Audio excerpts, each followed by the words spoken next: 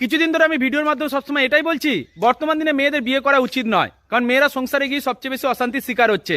আর সেই ভিডিওগুলো দেখার পরে এক দাদা আমাকে কমেন্ট করেছে, কমেন্টের মাধ্যমে হয়তো গালাগাল লিখেছে, তবে গালাগালটাকে পাশে সরিয়ে রেখে দাদার কোশ্চেনটাকে তোমাদের সামনে তুলে ধরতে চেষ্টা করছি।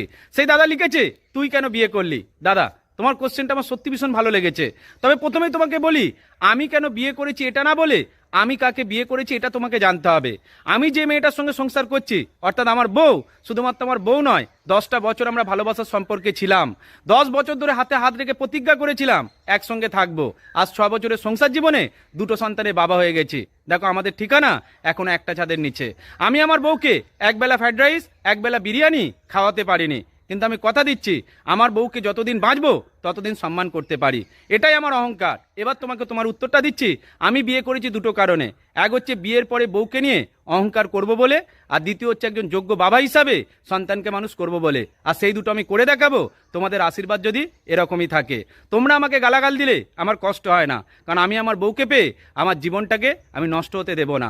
আমার বউকে নিয়ে একসঙ্গে বাঁচবো, এটা আমার প্রতিজ্ঞা। আমাদের সমাজে অনেক পুরুষ মানুষ আছে যারা 2বার বিয়ে করেও বউকে ভালো রাখতে পারে না, আর এই জন্য আমি মেয়েদেরকে যুক্তি পরামর্শ দিই, বিয়ে করে জীবন নষ্ট করো না। সুতরাং আমার বউ আমার কাছে এসে নষ্ট হয়নি, বরং আমার বউকে আমি ভালো রেখেছি বলে সে আমার কাছে নিজের মতো করে বাঁচতে সুযোগ পাচ্ছে। এটাই সত্য। ভালো থেকো দাদা, ভালো থাকবেন প্রত্যেকে।